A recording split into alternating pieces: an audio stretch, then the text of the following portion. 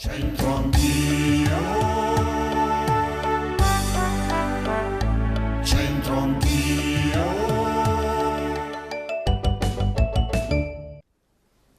Ben ritrovati a Centro Anch'io, grazie per il vostro affetto. Vi raccontiamo oggi una crocetta longobarda in lamina d'oro conservata all'interno del Museo di Santa Giulia. Poi abbiamo il nostro proverbio in dialetto.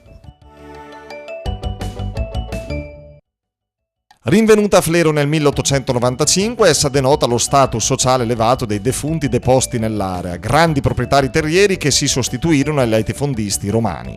Le crocette in lamina aurea erano cucite probabilmente a un sudario in corrispondenza del volto o del busto del defunto, mediante i forellini perimetrali.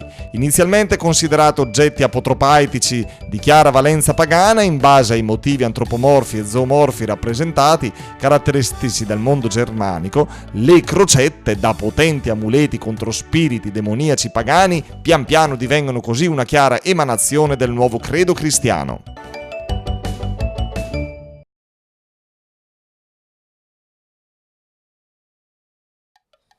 Rieccoci, sentite, si dice che il Signore legni de cal per catasè namigolo de pa.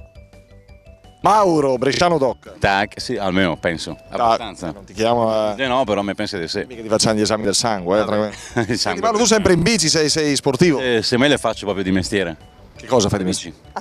Benissimo. Sto avendo... Sì. Sì. Insomma, lavori nel ciclo. Sì, sono ciclico. Sei ciclico. Senti, è il signor, caro Mauro, l'egnisore cal per tossare un amigolo de pau, vero? Sentita. Prova a tradurre. Sceso dal cavallo per prendere una briciola di pane. Quindi Di tu... chi? Perché anche il Signore, se gli serve, fa tutto. Cioè, nel senso, somiglia. Se ti corta che de fa, no? Un'interpretazione mauriana, noi la prendiamo così. No, non ho mai sentita me che sta che... La signora Erika, secondo noi, è afferrata sul dialetto. Lei è bresciana, signora? Sì, sono bresciana. Quindi, insomma, qualcosa avrà sentito. Questo non è diffusissimo, però. È il signor l'egniso de cal per tossare un amigolo de pa. Ha capito?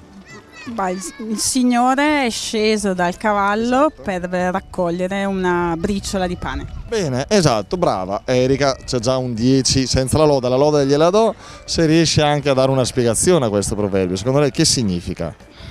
Oddio, appunto, sto in bocca. Un signor. Non lo so, no, non saprei. No, ancora nel buio. Anche nel buio, galoppiamo nel buio visto che c'è un cavallo. Il signore è venuto giù da cavallo per prendere e raccogliere una briciola di pane. È brava, e questo che insegna secondo lei? Che sta a significare? Che bisogna dar valore anche alle piccolissime cose. È brava Vittoria, grazie, bravissima. Allora è il Signore ogni de cal per tossare un amigolo de pa, anche il Signore, il Padre Eterno, Gesù Cristo è sceso da cavallo per raccogliere una briciola di pane, quindi nulla va sprecato perché tutto è importante. E questo l'insegnamento di oggi. Grazie per essere stati in nostra compagnia, vi lasciamo ai nostri ragazzini, vediamo se sono preparati. Alla prossima, ciao!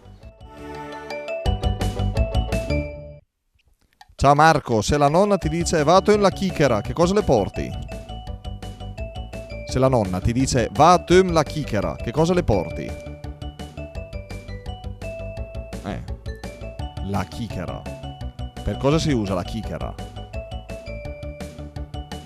La chichera è la tazzina del caffè. C'entro